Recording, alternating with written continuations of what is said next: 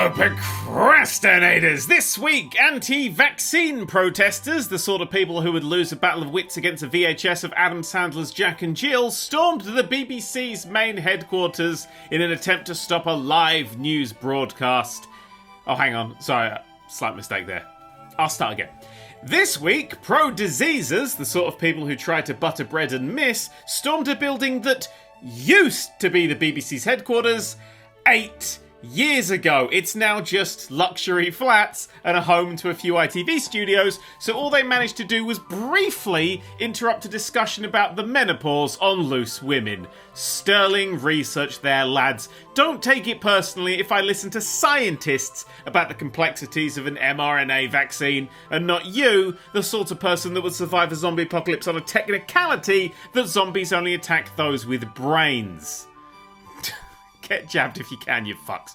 Right, news! This week, the long-rumoured GTA Remastered trilogy is still rumoured, but Kotaku are reporting that it's real, so fuck it, let's talk about it. Rockstar, a company that hasn't put out a decent game since 2013, if you didn't spot it, that's bait, Red Dead Redemption fans, have decided to dig into their back catalogue and pull out their 3 best games for a re-release. Well, 2 of them and GTA 3. Pretty soon, late October, early November apparently, Vice City, San Andreas and the one that isn't as good are going to release as a box set of remastered titles with weaker than you'd hoped for graphical updates. If you're expecting Vice City with GTA 5's graphics, nah. These remasters are not only heading to Switch, but they're also heading to mobile, so expect some tidied up textures, nicer lighting, and maybe a draw distance increase, but nothing special. Oh, and I'll put money down now that the soundtracks will be butchered beyond belief. The current version of Vice City has been updated to have songs removed. Billie Jean is gone, for fuck's sake. Same with San Andreas, it doesn't have killing in the name, Hellraiser, or even to fucking woman to woman. Woman to woman! Woman to woman is San Andreas! And let's not even think about GTA 4, which had almost 50 songs removed to celebrate its 10th anniversary, including the song that most people consider to be the game's fucking theme song, King Ring. All because the paupers at Rockstar didn't want to lay out the cash for these songs' licenses initially. But Dan, I hear you cry, if these rumours are correct, these remasters are going to look shit compared to the mods that have painstakingly put these older games into the GTA 5 engine. Yes, you're right. That's why this week, Rockstar's alcoholic dad, Take-Two Interactive, filed a shit ton of DMCA strikes against these mods, removing them forever with the threats of legal action.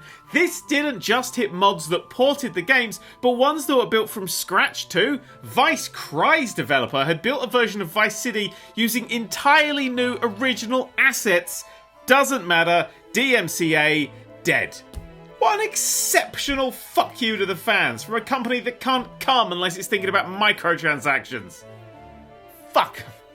Palette cleanser. Palette cleanser. Frostpunk 2 was announced. Sequel to the, yes, of course I want child slavery simulator from a few years back. Frostpunk 2 is set 30 years later as the world of coal gives way to the world of oil in possibly the only situation where global warming might actually be a good thing.